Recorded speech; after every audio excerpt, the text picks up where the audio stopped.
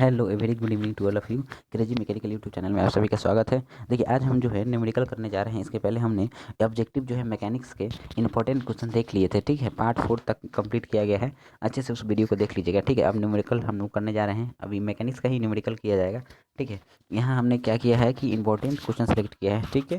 आप उसको देखिएगा अच्छे से, हम यहाँ सबको एक्सप्लेन भी किए हैं अच्छे से, उसको हम समझाएंगे। आप अपना नोट भी कर सकते हैं कॉपी पेन लेकर, ठीक है। चलिए स्टार्ट करते हैं। पहला क्वेश्चन देखते हैं। A body is dropped from rest at a height h, it covers a distance of 9 h by 25 in the 10th second. Determine the height h। देखिए एक चीज़ याद रखिएगा एक क्वेश्चन आता है यहाँ पे, nth सेकेंड में जब आपसे क्वेश्चन पूछेगा कि nth सेकेंड में डिस्टेंस निकालिए, तो उसके लिए एक फार्मूला होता है, हर जगह नहीं मिलता है फार्मूला, हम यहाँ बता देंगे। देखिए थोड़ा सा ऊपर जाइएगा, इसके फार्मूला मैंने लिख दिया है, बहुत ही अच्छा ये फार्मूला है और ये इसरो कुछ एग्जाम में पूछा जा चुका है। प्रीवियस ईयर क्वेश्चन को देखिएगा आप इसरो का, वहाँ पर पूछा जा चुका है ये क्वेश्चन। देखिए ये फार्मूला आपको याद रखना है, ठीक है। क्या होता है, एस एन इक्वल टू होता है you plus you initial velocity हो जाता है यू प्लस 1/2 यानी कि 1/2 ए इंटू 2n-1। आपको ये याद रखना है। एन वही है जो nth सेकेंड में जो है कि यहाँ पे दे रखा है आपको 10 सेकंड में, ठीक है। तो एन क्या हो जाता है, nth सेकंड, जितने सेकंड में बोलेगा वो एन की वैल्यू हो जाएगी, ठीक है। बाकी इनिशियल वेलोसिटी वगैरह हो जाएगा। चलिए इस क्वेश्चन को देखते हैं, इसके अकॉर्डिंग सोल्व करने की कोशिश करते हैं। देखिए आपको डिस्प्लेसमेंट दे रखा है, यानी कि जो हमें निकालना है, एस एन की वैल्यू दे रखी है 9h/25। तो एस एन इक्वल टू हमने लिख दिया 9h/25, जिस और सेकंड जो है कि इनिशियल वेलोसिटी जीरो हो जाएगी यहाँ पे, क्योंकि बॉडी जो है कि रेस्ट से स्टार्ट हो रही है, इसलिए इनिशियल वेलोसिटी क्या हो जाएगी, जीरो हो जाएगी। दूसरा nth जो है कि आपको 10th दिया हुआ है n का वैल्यू, ठीक है। यहाँ तक सारी चीज़ दी हुई है। अब हमको पता होना चाहिए कि हमें क्या जानते हैं क्या कि distance travel by nth second में जो डिस्टेंस ट्रेवल किया जाता है, वो उसकी फार्मूला क्या होती है, जो मैंने अभी बता दिया आपको। क्या होता है, S N equal to U plus 1/2 into A into 2n-1। हम क्या करेंगे, वैल्यू पुट करेंगे एक एक करके। तो सबसे पहले देखते हैं इसमें वैल्यू पुट करके रखेंगे क्या क्या दिया हुआ है यहाँ पे।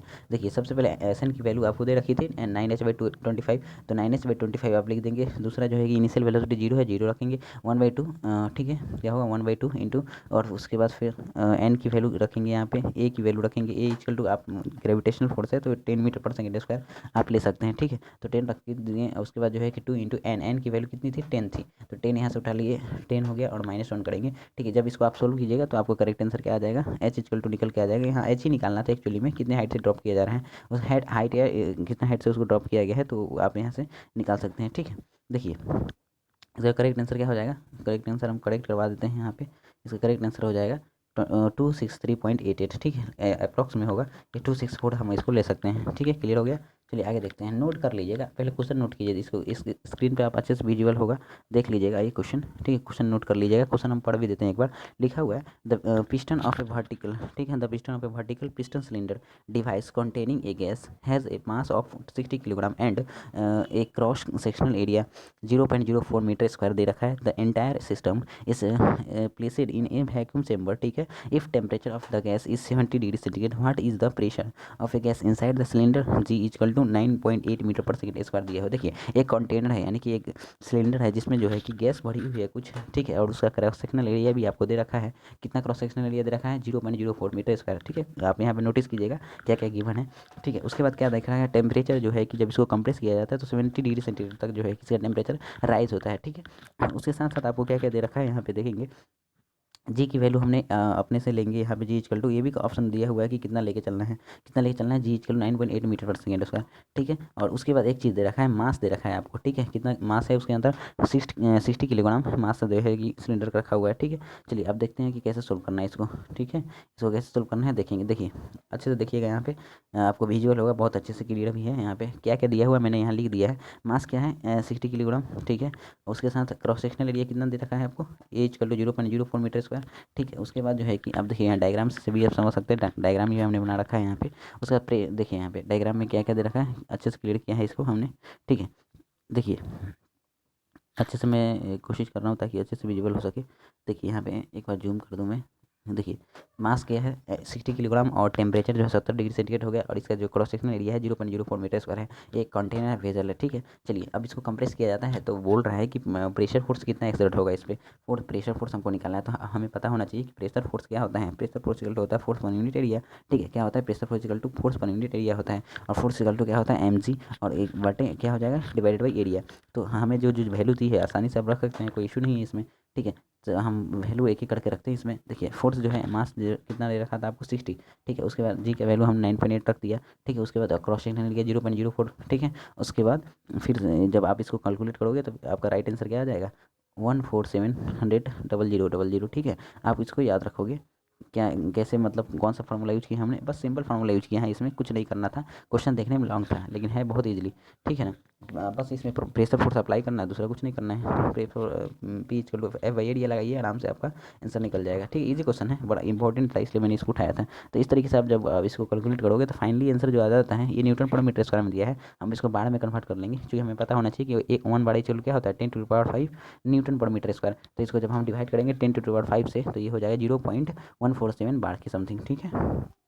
चलिए आगे हम देखते हैं क्या दिया है। क्वेश्चन यहाँ से रीड करेंगे, ठीक है। क्वेश्चन रीड करेंगे।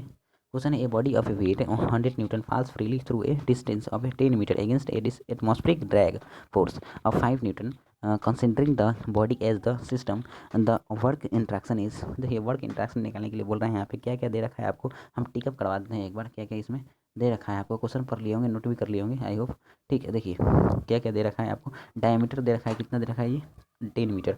उसके बाद डिस्टेंस दे रखा है, सॉरी यहाँ पे इसको डिस्टेंस मानेंगे हम, डी चलो डिस्टेंस है जी। उसके बाद F2 जो फोर्स है कितना 5 न्यूटन है। उसके बाद F1 फोर्स जो है कि अब देखिए यहाँ पे ड्रैग फोर्स होने के कारण जो F1 फोर्स होगा वो डायरेक्ट बराबर होगा वेट के, बॉडी जो वेट लग रही है यानी फोर्स के बराबर होगा, यानी कितना दिया हुआ है 100 न्यूटन। तो F1 इक्वल टू हो जाएगा W equal to 100 newton. Clear है यहाँ तक, ड्रैग फोर्स है इसलिए।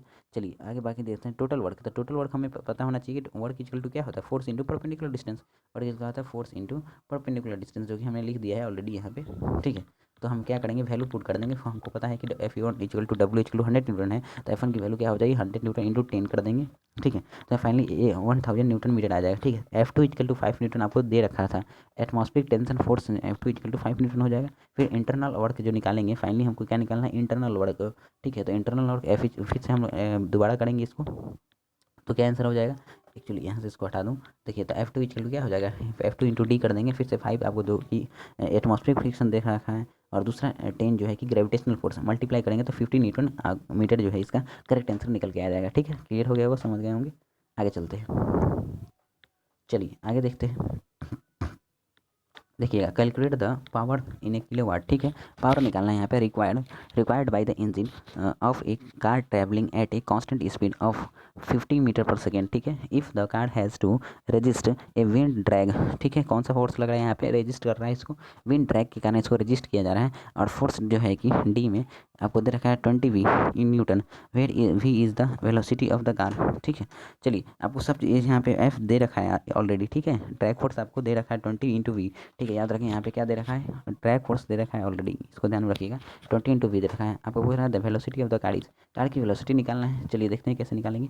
देखिए सबसे पहले जो जो वैल्यू दे रखा है उसको हम नोट करते हैं। पहले यही होता है कि न्यूमेरिकल बनाने से पहले जो वैल्यू आपको गिवन है उसको आप नोट कर लीजिए। तो ड्रैग फोर्स इक्वल टू क्या है आपका, कितना है 20 × V, जो ये क्वेश्चन में दे रखा है यहाँ, ठीक है। Drag force 50 metre per second, तो 50 मीटर पर सेकेंड के लिए जो ड्रैग फोर्स होगा कितना होगा, तो 20 × 50 मल्टीप्लाई करेंगे तो ये हो जाएगा 1000 न्यूटन मीटर सेकेंड। तो ये होता है drag force 50 metre per second के लिए, ठीक है। आगे unit speed in A travel distance by car, unit जो है कि पर यूनिट स्पीड जो है कि ट्रेवल कितना कर रहा है 50 मीटर, ठीक है। तब total work by the car कितना हो जाएगा, फोर्स इंटू परपेंडिकुलर डिस्टेंस करेंगे। फिर उसी तरीके से तो 50 आपका जो होगा जो डिस्टेंस होगा कवर्ड किया जाएगा कार के द्वारा, दूसरा जो हमने 1000 न्यूटन निकाल के ले गया है ड्रैग फोर्स, उसको मल्टीप्लाई करेंगे तभी जाके हमको टोटल वर्क निकलेगा। तो टोटल वर्क कितना निकल के आ जाएगा यहाँ पे, टोटल वर्क करेंगे तो ये 50 × 1000 करेंगे तो 50,000 के अप्रोक्स जो है जूल सेकेंड जो है कि इसका करेक्ट आंसर हो जाएगा, ठीक है। 50 × 50,000 जो है कि इसका करेक्ट आंसर हो जाएगा, ठीक है। देख लीजिएगा इसको आप, है ना, यहाँ पे आपको विजिबल होगा अच्छे से, है ना। चलिए ये इंपॉर्टेंट सिलेक्टेड क्वेश्चन है मैकेनिक्स का, जो ऐसा संभावित है कि क्वेश्चन जो है कि एग्जाम में आ सकता है, मैंने उसको पिकअप किया है। चलिए देखते हैं। एक compound cylinder with inner radius दे रखा है 50 mm, ठीक है, एंड आउटर रेडियस 70 mm, ठीक है, इज मेड बाय श्रिंकेज, ठीक है, shrinking on a cylinder to the other cylinder, ठीक है। The injection radius is 60 mm and the injection pressure is 1.1 Newton per mm square. The maximum hoop stress developed in the inner cylinder would be, maximum hoop stress निकालना है, आपको पता होना चाहिए hoop stress निकालने का फॉर्मूला क्या होता है। देखिए क्या क्या दे रखा है पहले हम लिखेंगे, और उसके बाद फिर हमको बताएंगे कि किस तरीके से आप इसको निकालेंगे। इसके लिए एक फॉर्मूला यूज करते हैं। देखिए इस क्वेश्चन को उठाने का मकसद यही था कि हुप स्ट्रेस आप सिंगल सिलेंडर में, आप 3 सिलेंडर में आसानी से निकाल सकते हैं P/D/2T से, लेकिन ये जो फार्मूला है सबको पता नहीं होता है, इसलिए मैंने इस क्वेश्चन को पिकअप किया है। इसको इग्नोर करते हैं लोग। क्या क्या दे रखा था पहले इसको टिकअप करवा दूँ मैं। रेडियस दे रखा था 50 mm, दूसरा R3 रेडियस जो है 70 mm, फिर R2 रेडियस जो है कि 60 mm, और प्रेशर जो रखा है 1.1 न्यूटन पर mm²। ठीक है, मैं देख लिया हूँ, एक बार पढ़ के बता दिया हूँ आपको। चलिए देखते हैं कैसे सोल्व करना है। देखिए मैक्सिमम जो फार्मूला होता है maximum hoop stress in 3 cylinder के लिए, वो होता है सिग्मा H इक्वल टू, देखिए यहाँ पे H इक्वल टू होता है 2P/R2 का स्क्वायर डिवाइडेड बाई R2 का स्क्वायर माइनस R1 का स्क्वायर इन कंप्रेशन में। ठीक है, तो यहाँ पे कंप्रेशन फोर्स लगेगा इसलिए इन कंप्रेशन लिखा हुआ है। चलिए हुप स्ट्रेस जो होगा, अब वैल्यू हम पुट कर देंगे, आपको ऊपर देख रहा होगा वैल्यू। ठीक है, 2 इंटू पी की वैल्यू कितनी थी 1.1 न्यूटन पर मीटर स्क्वायर। ठीक है, उसका रखेंगे इंटू 60। R2 की वैल्यू कितनी थी 60 थी ना, 60 लिखेंगे 60 का स्क्वायर, फिर डिवाइडेड बाई R2 की वैल्यू 60 का स्क्वायर, फिर माइनस R1 का स्क्वायर। R1 कितनी थी 50 थी, तो 50 का स्क्वायर हम लगाएंगे। ठीक है, R1 क्या था यहाँ पे 50 mm। ठीक है, चलिए इस तरीके से जब आप कैलकुलेट करोगे ना तो इसका फाइनली आंसर निकल के आता है 7.2 न्यूटन पर mm² कंप्रेशन में। ठीक है, देख लीजिएगा विजुअल है आपको सही से। आगे देखते हैं। आगे क्वेश्चन है, what is the volumetric strain in the thin cylinder subjected to the internal pressure having hoop stress of 200 megapascal. ठीक है, modulus of elasticity is 200 gigapascal and Poisson ratio is 0.25। ठीक है, चलिए सारे वैल्यू दी रखी है, देख लीजिएगा एक बार। हम सारे वैल्यू को एक एक लिखे हुए हैं यहाँ पे जो गिवन डाटा है। क्या क्या दे रखा है आपको, यंग मॉडुलस दे रखा है 200 गीगापास्कल, और कंप्रेशन में जो आपको सिग्मा दे रखी है 200 मेगा पास्कल दे रखा है। इसको हम मेगा पास्कल को जो है कि पास्कल में चेंज करेंगे तो 200 इंटू 10⁻6 कर देंगे, और गीगा पास्कल को चेंज करेंगे 10⁻19 कर देंगे। ठीक है, अच्छा म्यू की वैल्यू दे रखी है 0.25। क्लियर है, वी नो डेट। क्या हम लोग क्या जानते हैं कि वॉल्यूमेट्रिक स्ट्रेन इन थिन सिलेंडर में वॉल्यूमेट्रिक स्ट्रेन निकालने का फॉर्मूला क्या होता है P/D/4T इंटू 5 - 4 म्यू। ठीक है, जो कि फॉर्मूला आपको लिखा हुआ है यहाँ पे, एक बार मार्क कर दूँ मैं, फॉर्मूला आप देख लीजिए। ठीक है, इसी फॉर्मूला बस पुट करना है, कुछ नहीं, ईजी है क्वेश्चन। अब क्या करेंगे हम, वैल्यू पुट करेंगे। क्या करेंगे हम, वैल्यू पुट करेंगे। तो देखिए यहाँ पे देखिएगा वॉल्यूमेट्रिक स्ट्रेन क्या हो जाएगा, बस P/D पर रखना था। प्रेशर दे रखा है 200, diameter 10 into by divided by 2 into 200 into 10⁻9। ठीक है, देखिए एक चीज़ यहाँ पे ध्यान रखिएगा, एक चीज़ का ध्यान रखना है जो मैं बता दूँ। देखिए इसने क्या किया था कि ऑलरेडी आपको कंप्रेशन सरकमफेरेंशियल स्ट्रेस दे रखा था C, क्या दे रखा था P/D/2T। इसकी वैल्यू दे रखी थी, बस इतनी की वैल्यू दे रखी थी। हमारा फार्मूला क्या बन रहा था P/D/4T 4TE। तो बस हमें क्या करना था, इतनी की तो वैल्यू तो हमें मिल गई थी, बस एक्स्ट्रा 2 मल्टीप्लाई करना था, तो वही यहाँ पे किया गया है कि एक्स्ट्रा 2 मल्टीप्लाई कर दिया गया। देखिए बाकी सारी चीज़ें वही थी, इसलिए इस सब पोर्सन जो है कट जाएगा यहाँ से। फाइनली आंसर जो है कि आपको निकल के आएगा वॉल्यूमेट्रिक स्ट्रेन 2/1000। ठीक है, देख लीजिएगा करेक्ट आंसर ये हो जाएगा। आगे चलते हैं, नेक्स्ट क्वेश्चन देखते हैं। A flat rod has a curve segment, ठीक है, with a radius of a 150 metre while negating the curve a vehicle slipped on its tires as well as tried to roll over at a particular speed. This speed assuming a frictional coefficient of 0.4 is। ठीक है, देखिएगा यहाँ पे question आप देख लिए होंगे सही से। ठीक है, क्या क्या दिया हुआ है हम देखते हैं। ठीक है, देखिए ये कहने का मतलब है कि एक कार है जो कि मूव कर रहा है किस पे, कर्व पाथ पर। ठीक है, किस पे, कर्व पाथ पे। तो कर्व पाथ पे जो है कि मूव कर रहा है, तो उसमें क्या क्या दे रखा था इन्होंने कि कितना रेडियस इन्होंने कवर किया है, तो 150 मीटर। ठीक है, उसके बाद म्यू कोफिशिएंट ऑफ फ्रिक्शन भी आपको दे रखा है 0.4। उसके साथ साथ आपको जो है याद होना चाहिए कि इसके लिए जो फोर्स आता है जब सर्कुलर पाथ में मूव करता है तो होता है, फोर्स की वैल्यू क्या होती है F=mv²/r। ठीक है, इतना क्लियर होगा। और हम क्या जानते हैं कि F = क्या हो जाएगा, फ्रिक्शन फोर्स F=μ×r होता है, इतना तो आपको पता होगा बेसिक। ठीक है, μ×r होता है, तो वहाँ पे यही किया गया, F=μ×r को वैल्यू यहाँ रखा गया। देखिए यहाँ पे लिखा है मैंने F=μ×r इक्वल टू म्यू की म्यू रखेंगे r=mg, और mg आया कहाँ से, बॉडी होगा इस तरीके से, नॉर्मल रिएक्शन फोर्स हो जाता है ये r = तो ये मास इंटू ग्रेविटी होता है। ठीक है, बस वही फोर्स यहाँ पे r